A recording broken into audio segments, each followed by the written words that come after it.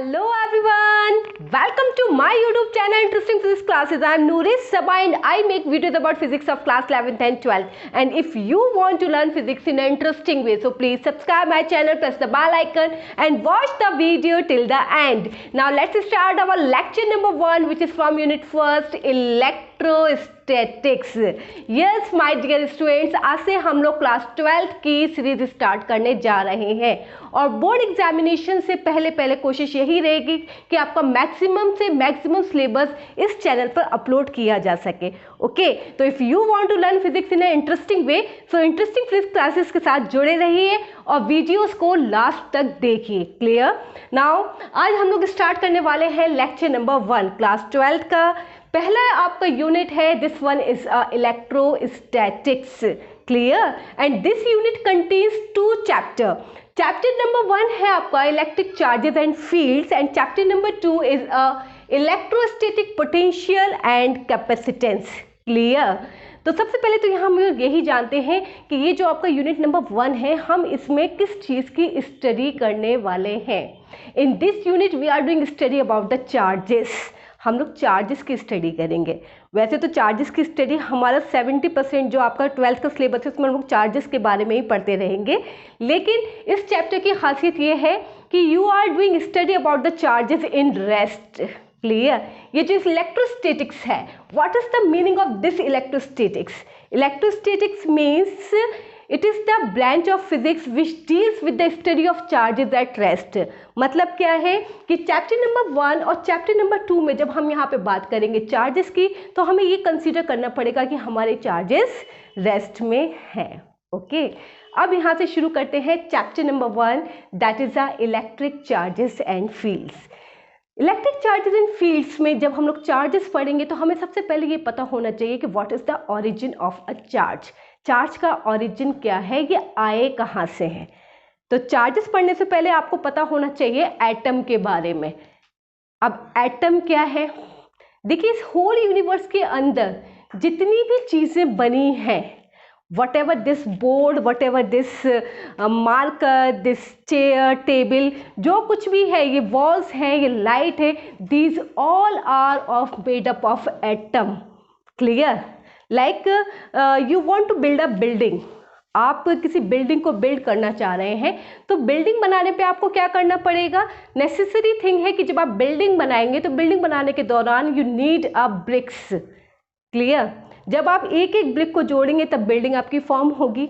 तो मैंने कहा कि what is the smallest unit of this building, तो आप क्या बोलेंगे कि मैम ब्रिक. क्लियर? इसी तरीके से इस पूरे यूनिवर्स को बनने में किसका सबसे ज़्यादा इंपॉर्टेंट रोल है? मैटर का. क्लियर?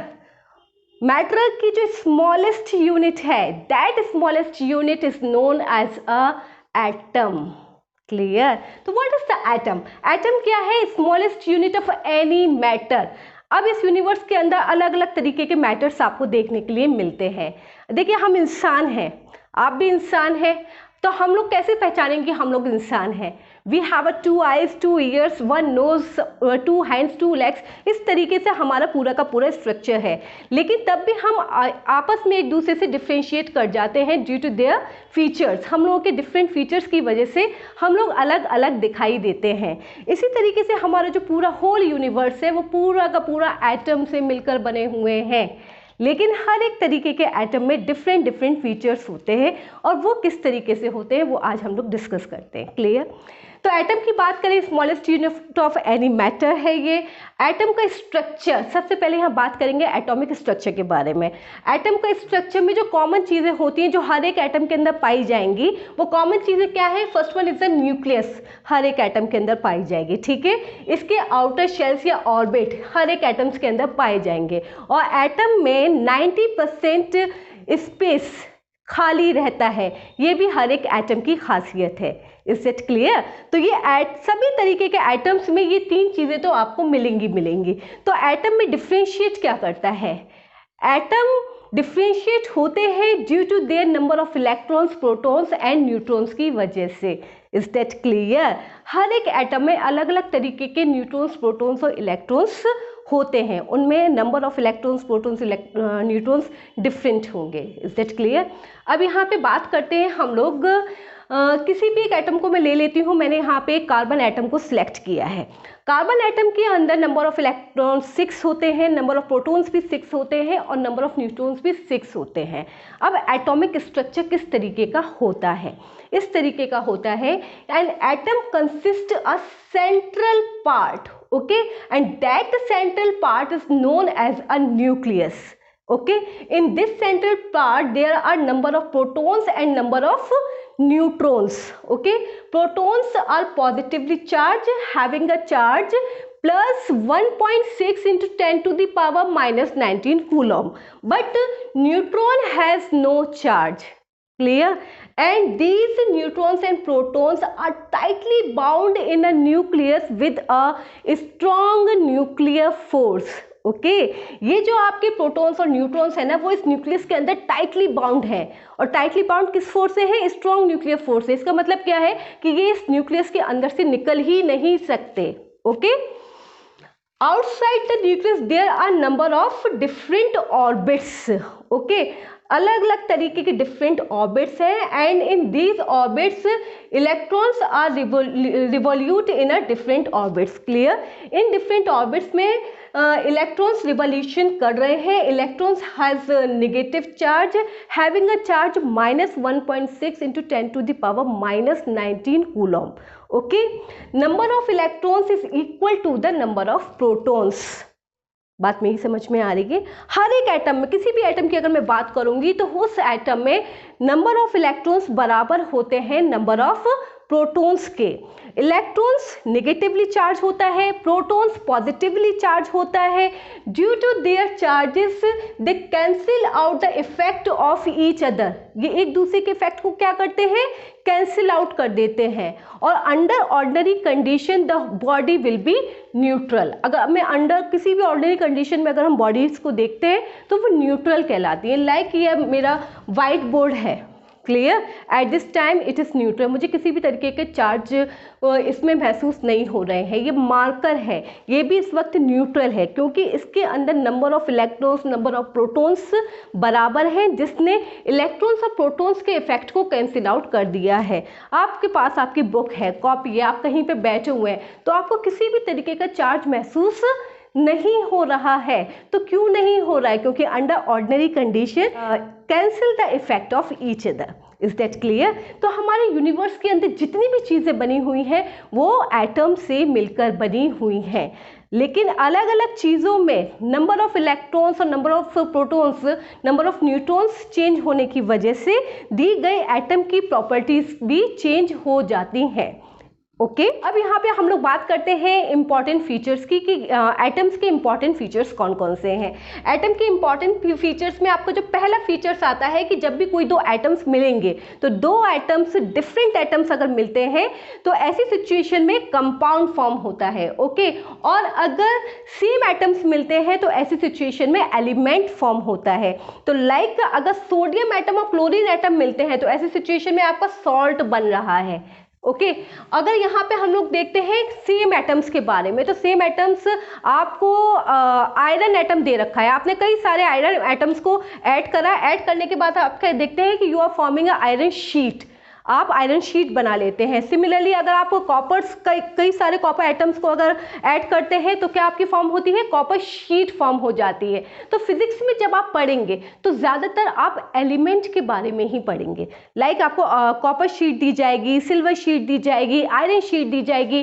क्लियर? तो यहाँ पे आप कंपाउंड के बारे में ज़्यादा स्टडी नहीं करेंगे, कुछ एक टॉपिक्स हैं जो कि आपको कंपाउंड के बारे में बताएंगे, लेकिन फिजिक्स में आप ज़्यादातर एलिमेंट्स के बारे में पढ़ेंगे। It means you have given a single form of atom. Is that clear? अब यहाँ पे बात कर लेते हैं कि एटम की जब हम लोगों ने पूरा स्ट्रक्चर के बारे में समझ लिया, अब यहाँ पे हम लोग सीखते हैं कि चार्जेस कहाँ से फॉर्म होते हैं, ये चार्जेस क्या हैं।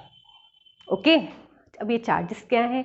Charge is a intrinsic property of elementary particles. Elementary particles आपके कौन से होते हैं? Electrons, protons and neutrons. Okay, तो it is the intrinsic property of the elementary particle which produces electrical force. Okay, जिसकी हेल्प से क्या होता है? इलेक्ट्रिकल फोर्स जनरेट हो जाता है। अब ये किस तरीके से जनरेट होता है ये सीखना जरूरी हो जाता है कि इलेक्ट्रिकल फोर्स प्रोड्यूस कैसे होता है। Like you have given a atom, आपको कोई एटम दे रखा है और कोई एक अनदर एटम है and you want to produce a electrical force.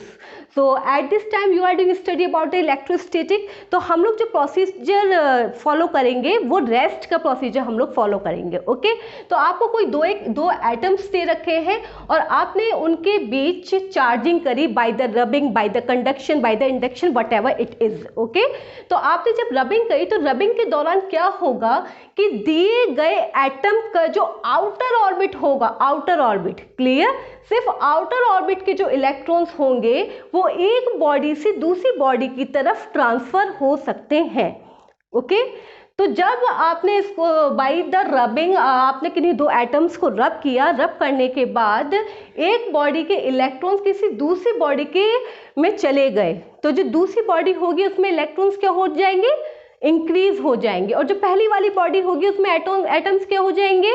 Decrease हो जाएंगे। ओके, तो जिस बॉडी के अंदर इलेक्ट्रॉन्स की तादाद बढ़ जाएगी वो बॉडी आपकी निगेटिवली चार्ज कहलाएगी। ओके, और जिस बॉडी के अंदर इलेक्ट्रॉन्स की तादाद कम हो जाएगी वो बॉडी आपकी पॉजिटिवली चार्ज कहलाएगी। Is that clear? तो जो आपके चार्जेस होते हैं वो कितने तरीके के होते हैं? एक होता है आपका पॉजिटिव चार्ज, दूसरा होता है नेगेटिव चार्ज। पॉजिटिव चार्ज का मतलब क्या हुआ?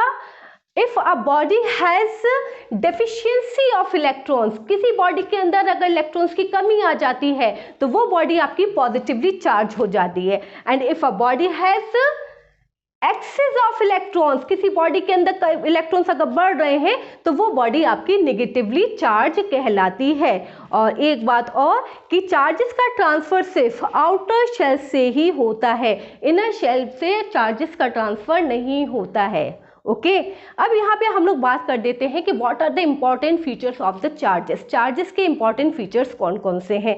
तो बहुत ही जाने पहचाने से आपके फीचर से पहला फीचर आपका क्या कहता है कि जो लाइक चार्जेस होते हैं, लाइक आपका पॉजिटिव पॉजिटिव, नेगेटिव नेगेटिव, उनके बीच रिपल्शन होता है। ओके, दूसरा आपका फीचर क्या कहता है कि जो अनलाइक चार्जेस है, लाइक आपका पॉजिटिव नेगेटिव और नेगेटिव पॉजिटिव, इनके बीच अट्रैक्शन होता है। चार्ज को हम सिंबल Q से रिप्रेजेंट करते हैं। कुछ एक बुक्स के अंदर कैपिटल Q दे रखा है, कुछ एक बुक्स के अंदर स्मॉल q दे रखा है। तो whatever you want use as a symbol of charge you have to use Q symbol. Okay, इसकी SI यूनिट कूलॉम होती है। Smallest unit of a charge is a electron. Okay, जो इसकी सबसे छोटी यूनिट होगी वो इलेक्ट्रॉन होगी। मैग्नीट्यूड ऑफ चार्ज, चार्ज पर जो मैग्नीट्यूड होता है this will be plus minus 1.6 into 10 to the power minus 19 coulomb. Okay, and seventh one is property which differentiate between the types of the charges is known as a polarity. Okay, एक ऐसी property जो कि हमें ये बता दी है कि दिया गया चार्ज पॉजिटिवली चार्ज है या दी गई बॉडी नेगेटिवली चार्ज है, तो ये वाली प्रॉपर्टी आपकी पोलैरिटी कहलाती है। तो देखिए कि कौन कौन सी ऐसी बेसिक प्रॉपर्टीज है। देखिए, पहली बेसिक प्रॉपर्टी क्या है? Additivity of charges. Okay, like if you want to add the charges so you have to use only simple algebraic method. Okay, charges को ऐड करने के लिए सिंपल अलजेब्रिक मेथड का ही इस्तेमाल करते हैं। इसमें किसी भी तरीके का आपको कॉम्प्लिकेटेड होने की जरूरत नहीं है। ओके, तो total charge of a system is simple algebraic sum of all individual charges. Like you have given a system with a charges this one. Okay, आपको कोई एक सिस्टम दे रखा है जिसके अंदर चार्जेस आपको दे रखे हैं Q, 3Q, -2Q, Q and 2Q, okay. और मैंने आपसे कहा कि आप टोटल चार्ज फाइंड आउट करिए, तो आपको क्या करना होगा, आपको सिंपल अलजेब्रिक मेथड इस्तेमाल करना पड़ेगा, ओके। सिंपल अलजेब्रिक मेथड क्या होगा कि आप सिंपल अलजेब्रिकली इसको ऐड कर दीजिए। आपने ऐड करा तो Q 3Q, ये -2Q था, तो प्लस की जगह पे क्या आ जाएगा, -2Q plus Q plus 2Q। आपने सॉल्व आउट किया तो what will be this one, 5Q। Is that clear? दूसरी प्रॉपर्टी इसकी क्या कहती है, देखिए दूसरी प्रॉपर्टी में इसके दो पार्ट है। पहला क्या है, conservation of charge. Conservation of charge क्या है, जो कि आपने 10th क्लास में पढ़ चुके हैं। क्या कहता है आपसे कि charges can neither be created nor can be destroyed, but it can be transfer from one body to the another body. Clear? Charges को आप एक बॉडी से दूसरी बॉडी की तरफ ट्रांसफर कर सकते हैं। Is it clear? तो like you can take the example of the pair production, okay. Gamma ray production में there is no charge on a gamma ray, okay, and during the reaction of मेटलाइसिस की reaction के बाद it will be divided into 1 electron and 1 proton में ये divide हो जाता है। तो अगर मैं यहाँ पे टोटल चार्जेस का अगर मैं सम करूँ तो इट इज ऑल्सो बी 0, मतलब it has no charge. Is that clear? दूसरा इसका पॉइंट क्या कहता है कि the total charge of an isolated system remains constant, okay. किसी भी आइसोलेटेड सिस्टम का जो टोटल चार्ज होगा वो कैसा रहेगा, कांस्टेंट रहेगा। You can take the example of this one कि you have given a isolated system. आपको एक आइसोलेटेड सिस्टम दे रखा है और आपसे पूछ रहा है कि कोई एक अननोन चार्ज है, इसकी जरा वैल्यू आप बता दीजिए। तो इस सिस्टम के अंदर यहाँ पर आपके चार्जेस दे रखे हैं 2 coulomb, 3 coulomb, -4 coulomb and 1 coulomb. और यहाँ पे आपको दे रखा है -2 कूलम, 4 कूलम, -3 कूलम, और ये आपसे पूछा है कि भाई इसका जरा मुझे चार्ज बता दो। तो आपसे क्या कह रहा है कि total charge of an isolated system remains constant, okay. तो इसका और इसका जो चार्ज होगा वो बराबर होगा। आपने पहले वाले का देख लिया कि ये कितना हो जाएगा, 2 coulomb plus 3 coulomb -4 coulomb plus 1 coulomb. Which method you are applying, additivity of charges, okay. आपने इसको ऐड करा और सिमिलरली आपने यहाँ पर भी इसको ऐड करा। ऐड करने के बाद you can calculate the value of Q, this one is 3 coulomb. Third one is the quantisation of charge. Quantisation of charge का क्या मतलब है? इट मीन्स कि all free charges are the integral multiple of basic unit of charges. Like कि अगर charges एक body से दूसरी बॉडी की तरफ ट्रांसफर हो रहे हैं तो वो इंटीजर की फॉर्म में ही ट्रांसफर होंगे। लाइक 1, 2, 3, 4 के फॉर्म में ही एक बॉडी से दूसरी बॉडी की तरफ चार्जेस का ट्रांसफर होगा। ऐसा नहीं होगा कि आधा चार्ज चला जाए या 3/4 चार्ज चला जाए या 5/2 चार्ज चला जाए, ऐसा नहीं होने वाला है। क्लियर? तो इसके लिए क्या हो जाएगा कि all free charges are the integral multiple of basic unit of charge. तो what is this, Q is equal to plus minus NE। N क्या है, number of integers. Integers, number of integers किस तरीके से होते हैं, 1, 2, 3 की फॉर्म में ही होते हैं, not in the form of decimal, okay. और E क्या है आपका, E is a charge, it is plus minus 1.6 × 10⁻⁻19 coulomb. इसको ज्यादा समझने के लिए हम दो न्यूमेरिकल्स भी करके देख लेते हैं। पहला न्यूमेरिकल आपसे क्या कहता है कि what is the value of charge on a body which carries 40 axis of electrons. Numericals करने का क्या तरीका है कि आपको जो कुछ भी क्वेश्चन में गिवन है उसको लिख लीजिए और जो पूछ रहा है उस पर क्वेश्चन मार्क लगा के फॉर्मूला आप अप्लाई कर दीजिए, ओके। अब इस क्वेश्चन में आपको क्या क्या दे रहा है, what is the value of charge on a body which carries 40 axis electrons, okay. Number of electrons they रखा है तो नंबर ऑफ इलेक्ट्रॉन्स क्या हो जाएगा, n इज इक्वल टू 40। अगर इलेक्ट्रॉन की बात कर रहा है तो electron having a charge -1.6 × 10⁻⁻19 coulomb.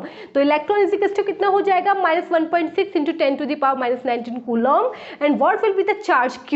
Q आपसे पूछ रहा है तो you have to use this formula, Q is equal to NE। Simple आप इसको कैलकुलेट कर लीजिए। कैलकुलेट करने के बाद जो वैल्यू निकल कर आई है, this one is -6.4 × 10⁻⁻18 coulomb. It means the value of charge is -6.4 × 10⁻⁻18 coulomb. Next question देख लीजिए। नेक्स्ट क्वेश्चन आपसे कहता है कि is a charge of 5.8 × 10⁻⁻18 coulomb possible और नॉट, ओके। क्या करना है, आपको दे रखा है चार्ज की value, this is Q 5.8 × 10⁻⁻18 coulomb.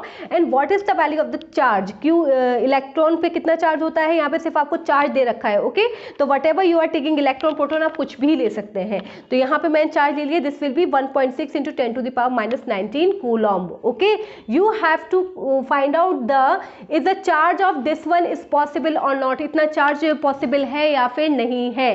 तो आप नंबर ऑफ इलेक्ट्रॉन्स या नंबर ऑफ प्रोटॉन्स को आप कैलकुलेट कर लीजिए। तो n is to Q upon E से जब आपने इसको कैलकुलेट करा तो कैलकुलेट करने के बाद आपका आंसर निकल कर आया 36.25 और आपको क्या बताया गया है कि all free charges are the integral multiple of basic unit of charge. मतलब क्या है कि जो नंबर ऑफ चार्जेस होंगे वो ऑलवेज बी एन इंटीजर की फॉर्म में ही होंगे, मतलब 1 2 3 4 5 6 की फॉर्म में ही होंगे, वो डेसिमल की फॉर्म में नहीं आएंगे। ये आंसर आपका डेसिमल की फॉर्म में है।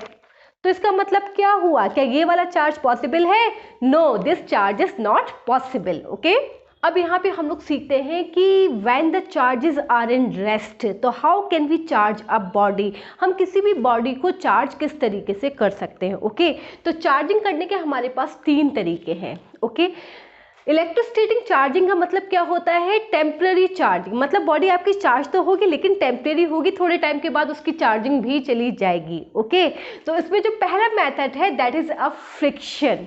फ्रिक्शन मेथड क्या कहता है कि during rubbing electrons are transfer from one body to the another body.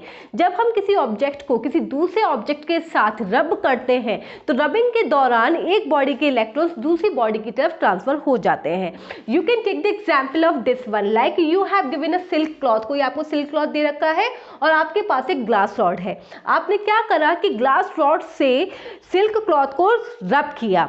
Rubbing के बाद आप क्या देखेंगे कि दोनों ही बॉडीज चार्ज हो जाएंगी। जो ग्लास रॉड होगी वो पॉजिटिवली चार्ज हो जाएगी और जो सिल्क क्लॉथ होगा वो नेगेटिवली चार्ज हो जाएगा। What is the meaning behind that? The meaning behind that कि जो ग्लास रॉड है वो अपने इलेक्ट्रॉन्स सिल्क रॉड को दे देगी, तो इस सिल्क क्लॉथ को दे देगी। तो ये जो आपका सिल्क क्लॉथ है इसमें एक्सिस ऑफ इलेक्ट्रॉन्स हो जाएंगे और एक्सिस ऑफ इलेक्ट्रॉन्स होने की वजह से this body will be negatively charge और इसके अंदर डेफिशिएंसी ऑफ इलेक्ट्रॉन हो जाएगी, जिसकी वजह से ये बॉडी आपकी पॉजिटिवली चार्ज हो जाएगी।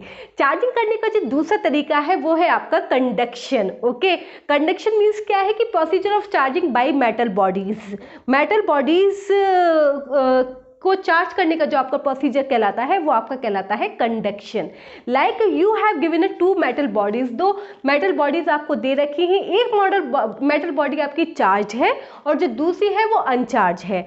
आपने क्या करा, आप चार्ज बॉडी के पास अनचार्ज बॉडी को लेकर आए, तो जाहिर सी बात है this body is a positively charge, ये पॉजिटिवली चार्ज है, तो इस बॉडी के जो इलेक्ट्रॉन्स होंगे वो इसकी तरफ अट्रैक्ट हो जाएंगे। ओके, इस बॉडी के जब इलेक्ट्रॉन्स इसकी तरफ जब अट्रैक्ट होंगे तो तुरंत क्या होगा, यहाँ पे नंबर ऑफ चार्जेस जो आपका पॉजिटिवली चार्ज जो है उसका रेशियो कम हो जाएगा और यहाँ पर पॉजिटिवली चार्ज बढ़ जाएगा। ओके, तो आफ्टर सेपरेशन क्या होगा, आफ्टर सेपरेशन दोनों ही बॉडीज चार्ज हो जाएंगी। ये कौन सी सिचुएशन है, आफ्टर सेपरेशन की। जब आप इनको सेपरेट करेंगे तो दोनों ही बॉडीज पर ऑलमोस्ट इक्वल चार्ज प्रोड्यूस हो जाएगा। अब यहाँ पे हम लोग सीखते हैं किसी भी बॉडी को चार्ज करने का तीसरा मेथड कौन सा है। ओके, एंड तीसरा मेथड है method of induction. Induction method क्या है, procedure to charge a body without touching a body. Okay, किसी भी बॉडी को बिना टच किए उसको चार्ज कर देना ही क्या कहलाता है, इंडक्शन का मेथड कहलाता है। अब ये मेथड किस तरीके से प्रोसीजर में आएगा, तो पहले आप देख लीजिए। पहला स्टेप इसका क्या है कि you have given a metal sphere. Okay, कोई एक मेटल स्फीयर आपको दे रखा है, यू हैव टू कंसीडर कि it is a neutral body, अभी ये बॉडी चार्ज नहीं है। अब आपने क्या किया कि आपने प्लास्टिक रॉड को चार्ज किया। प्लास्टिक रॉड को जब आप चार्ज करेंगे तो वो किसी भी अनदर बॉडी से इलेक्ट्रॉन्स को ले लेती है, तो वो क्या हो जाती है, नेगेटिवली चार्ज हो जाती है। ओके, जब आप इस प्लास्टिक रॉड को इस मेटल स्फीयर के पास लेकर आए तो पहले क्या था कि ये वाला जो मेटल स्फीयर था वो न्यूट्रल बॉडी थी। ओके, जैसे ही आप नेगेटिवली चार्ज प्लास्टिक रॉड को इसके पास लेकर आएंगे तो इस मेटल के अंदर मौजूद चार्जेस जो नेगेटिव चार्ज होंगे वो इस नेगेटिव की वजह से रिपेल करेंगे तो वो एक तरफ हो जाएंगे, और जो पॉजिटिव चार्ज होंगे वो इस नेगेटिव चार्ज की वजह से इसकी तरफ अट्रैक्ट करेंगे तो वो इसके करीब आ जाएंगे। Is that clear? तो ये वाला जो प्रोसीजर है ये आपका प्रोसीजर कहलाएगा सेपरेशन ऑफ चार्जेस का।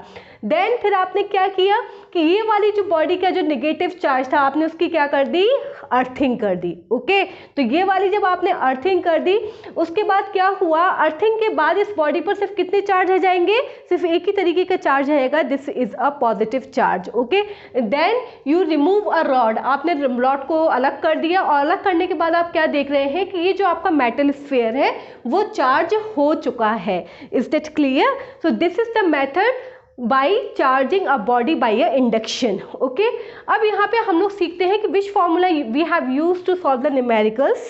Like अगर आपको फ्रिक्शन का मेथड आ जाता है, कंडक्शन का मेथड आता है या फिर इंडक्शन का मेथड आता है तो कौन सा फार्मूला हम लोग इस्तेमाल करेंगे। तो फार्मूला जो हम लोग इस्तेमाल करेंगे that formula is Q is equals to Q1 plus Q2 plus and so on Qn upon divided by n। ये फार्मूला आपको किस तरीके से अप्लाई करना है कि like you have given a bodies और वो बॉडीज पहले आके एक दूसरे से मिलती हैं और मिलने के बाद वो सेपरेट हो जाती हैं, अलग अलग हो जाती हैं। अब आपसे पूछता है कि अब हर एक बॉडी पे बताइए कितना कितना चार्ज है, तो आपको क्या करना पड़ेगा, टोटल बॉडीज के चार्ज को ऐड करना पड़ेगा और नंबर ऑफ बॉडीज से डिवाइड कर देना है। इस तरीके से आपको हर एक बॉडी पर इंडिविजुअल चार्ज मिल जाएगा।